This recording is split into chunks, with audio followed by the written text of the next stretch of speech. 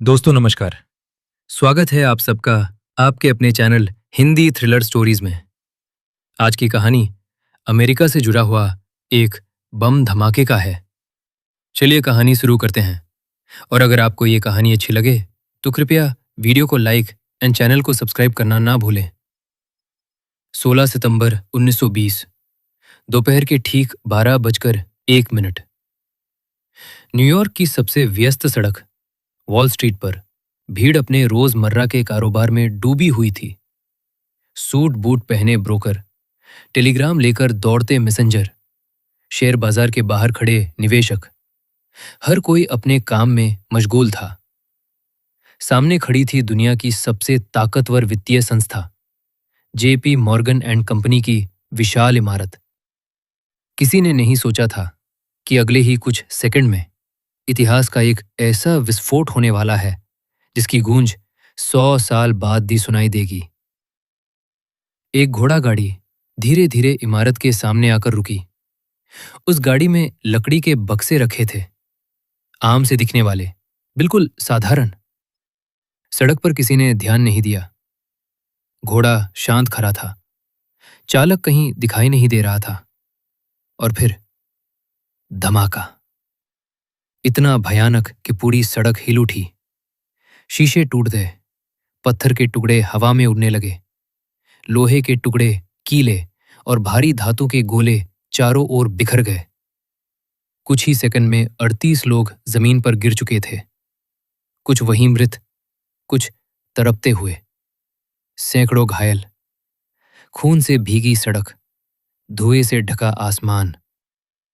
ये था wall street बम विस्फोट, एक ऐसा अदृश्य बम धमाका जिसने अमेरिका की आत्मा को झकझोर दिया। और सबसे चौंकाने वाली बात, आज तक इसका असली अपराधी आधिकारिक रूप से कभी पकड़ा नहीं गया।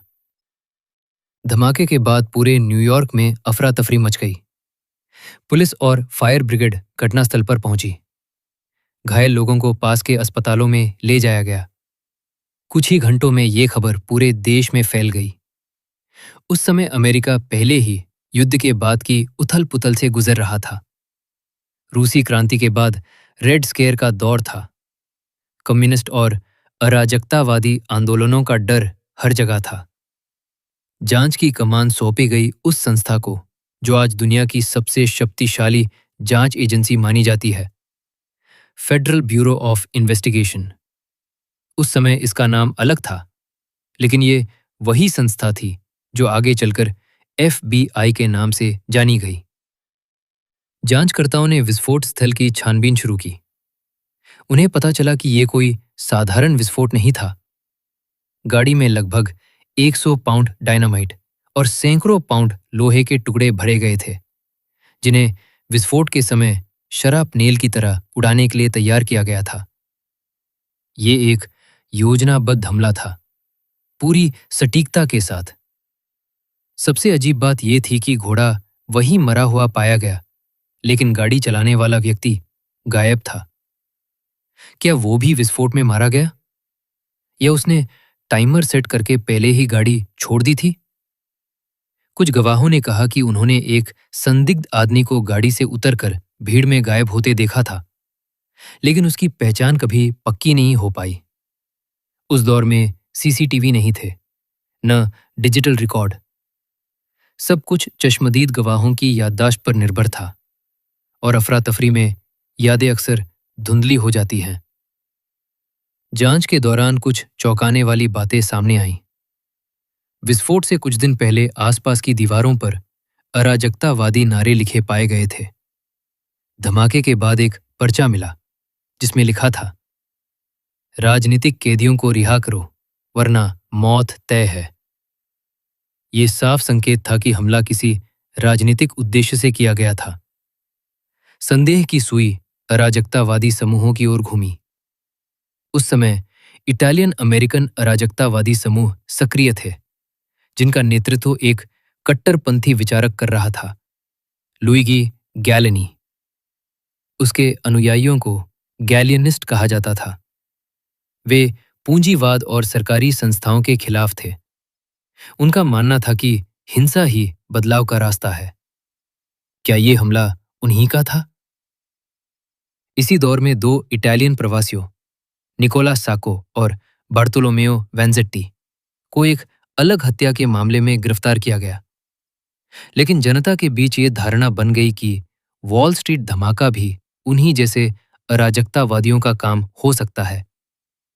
हालांकि सैको और वैनजेट्टी का इस विस्फोट से सीधा संबंध कभी साबित नहीं हुआ, फिर भी उस दौर की सामूहिक मानसिकता ने हर विदेशी, खासकर इटालियन प्रवासियों को शक की नजर से देखना शुरू कर दिया। डर ने तर्क को दबा दिया।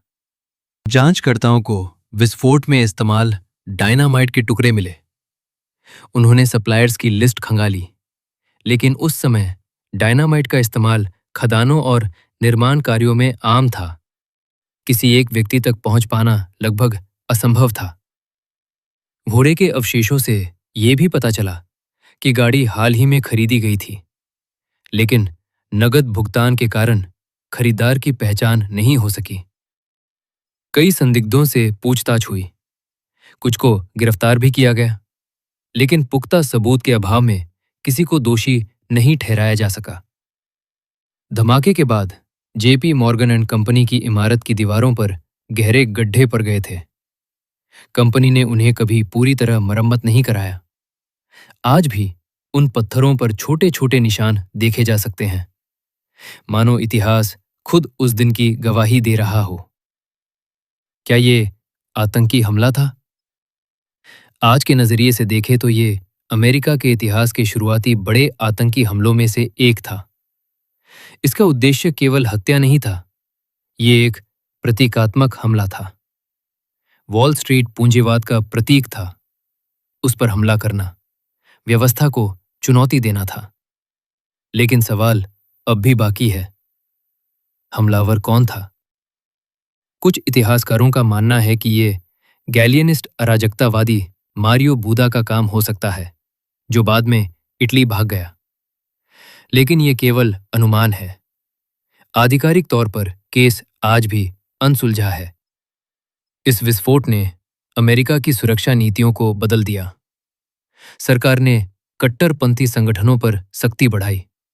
निगरानी, गिरफ्तारी और निर्वासन की कार्रवाई तेज हुई। रेड स्केयर और गहरा गया। लोगों ने पहली बार महसूस किया कि आर्थिक शक्ति का केंद्र भी सुरक्षित नहीं है। अगर वॉल स्ट्रीट पर हमला हो सकता है तो कहीं भी हो सकता है। सबसे डरावनी बात यह है कि हमलावर कभी पकड़ा नहीं गया। कोई मुकदमा नहीं, कोई सजा नहीं, बस फाइलों में बंद दस्तावेज, पीले पड़ चुके कागज और अनुत्तरित सवाल। क्या वो व्यक्ति भीड़ में खड़ा होकर अपने ही बनाए नरसंहार को देख रहा था? क्या वो देश छोड़कर भाग गया, या उसने अपनी पहचान बदलकर सामान्य जीवन जी लिया? सालों बाद जब जांच एजेंसियों ने पुराने रिकॉर्ड दोबारा खंगाले, तब भी कोई ठोस निष्कर्ष नहीं निकला।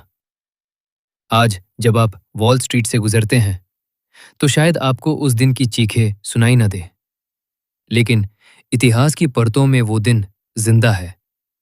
एक ऐसा दिन जिसने दिखा दिया कि आतंक कभी भी, कहीं भी और किसी भी रूप में आ सकता है। ये कहानी सिर्फ एक बम धमाके की नहीं है। ये कहानी है डर की, विचारधाराओं की टकराहट की और उस अदृश्य दुश्मन की जो भीड़ में घुल-मिल कर गायब हो जाता है। एफबीआई ने अपनी पूरी ताकत झोंक दी, लेकिन कभी-कभी इतिहास के कुछ पन्ने अधूरे ही रह जाते हैं, और यही इस कहानी को और भी खौफनाक बनाता है। क्योंकि जब अपराधी का चेहरा नहीं होता, तो डर हमेशा जिंदा रहता है।